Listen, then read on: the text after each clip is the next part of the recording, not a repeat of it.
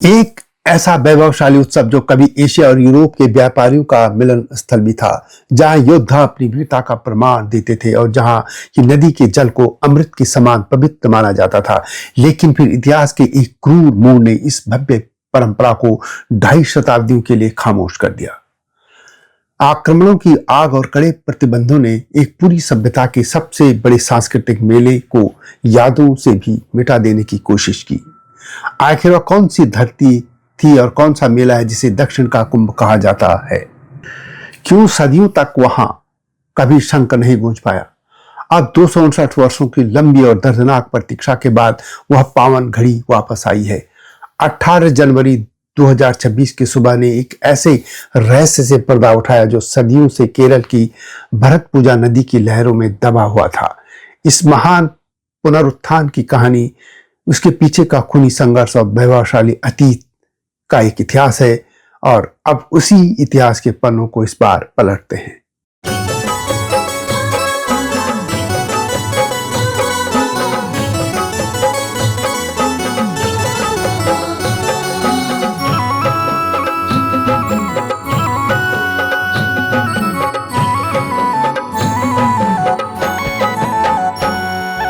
जय हिमालय, जय भारत। संसार भर में हिमालयी लोग यूट्यूब चैनल देख रहे आप सभी का स्वागत है, और मैं हूं भारत की राजधानी नई दिल्ली से डॉक्टर हरीश चंद्र लखेड़ा। केरल की पुण्य भूमि जहां आदि शंकराचार्य जी अवतरित हुए थे, यह पुण्य भूमि एक ऐसे ऐतिहासिक क्षण की साक्षी बनी है जिसकी प्रतीक्षा सदियों से थी। 259 वर्षों के बाद, यानी 259 वर्षों के बाद, एक लंबे अंतराल के बाद दक्षिण भारत का कुंभ कहा जाने वाला सुप्रसिद्ध ममंग का मेला अब महामग महोत्सव के रूप में तुलनायबा के तटों पर फिर से जीवित हो उठा है। यह केवल एक उत्सव नहीं बल्कि भारत की सांस्कृतिक अस्मिता की जीत है। 18वीं शताब्दी में मैसूर के शासकों हैदर अली और टीपू सुल्तान के आक्रमण के बाद इस भव्य आयोजन पर रोक लगा दी गई थी, लेकिन 18 जनवरी 2026 की सुबह जब भरतपुजा नदी के जल पर भगवान सूर्य की पहली किरणें पड़ी तो लाखों श्रद्धालुओं की आस्था ने एक नया इतिहास रच दिया था। और यह दुख की बात है कि आजादी के 7 दशक बाद भी यह क्षण आ पाया है, और इतने वर्षों तक लोगों को आजाद भारत में भी प्रतीक्षा करनी पड़ी है। इस महोत्सव की कुछ विशेषताएं बता देते हैं। उत्तर भारत के कुंभ की तर्ज पर आयोजित यह मेला केरल की प्राचीन विरासत को फिर से जीवित कर रहा है। इस महाकुंभ का भव्य आयोजन जूना अखाड़ा के मार्गदर्शन में किया जा रहा है, जो इसे और भी भव्य बना रहा है। पवित्र नदी में पवित्र स्थान, प्राचीन वैदिक अनुष्ठान और केरल की समृद्ध लोक कलाओं का यह संगम देश भर के श्रद्धालुओं के लिए आकर्षण का केंद्र बना हुआ है। ममंग का मेले की जड़ें अत्यंत प्राचीन हैं, जो 9वीं शताब्दी यानी 844 ईस्वी के बलवायनाडु राजवंश तक जाती है। केरल के मल्लपुरम जिले में स्थित तुरुनायवा, जिसे दक्षिण की काशी भी कहा जाता है, इस उत्सव का केंद्र है। यहाँ बहने वाली भरतपुजा यानी नीला नदी के तट पर हर 12 वर्ष में यह महोत्सव 28 दिनों तक अपनी पूरी भव्यता के साथ आयोजित होता था। ममंग का अर्थ है महामघ, यानी माघ महीना। जिस प्रकार उत्तर भारत में कुंभ का महत्व है, उसी प्रकार दक्षिण में ममंग का आध्यात्मिक और राजनीतिक महत्व रहा है। लाखों भक्त पाप मुक्ति की कामना के लिए भरतपुजा नदी के पवित्र जल में डुबकी लगाते थे।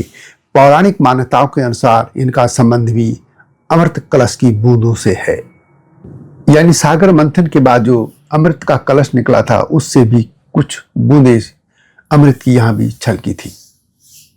यह केवल धार्मिक सभा नहीं थी, बल्कि एक अंतरराष्ट्रीय व्यापार मेला था। यहाँ अरब, चीन और यूरोप के व्यापारी भारतीय मसालों, रेशम और वो रत्नों के लिए जुटते थे। महोत्सव का सबसे रोमांचक हिस्सा युद्ध कला का प्रदर्शन था। कालीकट के शासक जामोरिन के संरक्षण में यह मेला एक सैन्य शक्ति प्रदर्शन का मंच बन गया था, जहां योद्धा अपनी बहादुरी का परिचय देते थे। लेकिन एक अंधकार का युग भी आया। इतिहास गवाह है कि 1755 में अंतिम बार यह मेला अपने पूर्ण वैभव के साथ आयोजित किया था। इसके बाद दक्षिण भारत पर आक्रमणों के काले बादल छा गए थे। मैसूर के सुल्तान हैदर अली ने कालीकट पर हमला कर जामोरिन साम्राज्य को अस्थिर कर दिया था। उसके पुत्र टीपू सुल्तान के काल में हिंदू त्योहारों पर कड़े प्रतिबंध लगाए गए और मंदिरों को क्षति पहुंचाई गई, जिसके कारण 259 वर्षों तक यह उत्सव इतिहास के पन्नों में दबकर रह गया था। आज 2.5 शताब्दियों का यह सन्नाटा टूट चुका है। जूना अखाड़े के नेतृत्व में भारत की सनातन परंपरा एक बार फिर अंगड़ाई ले रही है। और यह भी जानने लायक है कि केरल में अब तक या तो कांग्रेस की सरकार रही या लेफ्ट फ्रंट की यानी वामपंथियों की, लेकिन दोनों गठबंधनों यानी दोनों विचारधाराओं ने इस मेले के आयोजन ने विभिन्न तरह की रुकावटें ही डाली, कभी पर्यावरण के नाम पे, कभी कुछ और। अब दक्षिण के इस कुंभ का आयोजन 18 जनवरी से 3 फरवरी 2026 तक हो रहा है। तुर्नाएबा का तट एक नया इतिहास का साक्षी बन रहा है। यहाँ हर मंत और हर डुबकी उस गौरवशाली अतीत को श्रद्धांजलि होगी जिसे भुलाने की कोशिश की गई, जिसे मिटाने का भी प्रयास किया गया था। यह महोत्सव केवल एक मेला नहीं बल्कि केरल की सांस्कृतिक और राजनीतिक एकता का पुनर्जन्म है। शंख ध्वनि गूंज रही है और लाखों श्रद्धालुओं की उपस्थिति नदी के तट पर यह बता रही कि भारत अपनी जड़ों की ओर लौट रहा है। ये वीडियो कैसे लगी कमेंट में अवश्य लिखें। जल्दी आऊंगा इस तरह की गाथाओं के साथ, तब तक जय हिमालय, जय भारत। हिमालय पे पेड़ हो तो गीत गाएंगी नदियाँ, गीत गाएंगी नदियाँ। पेड़ों पे चिड़िया है तो गीत गाएंगी नदियाँ, पेड़ों पे चिड़िया है तो गीत गाएंगी नदियाँ। माँ की लोरी जैसे होते हैं नदियों के गीत।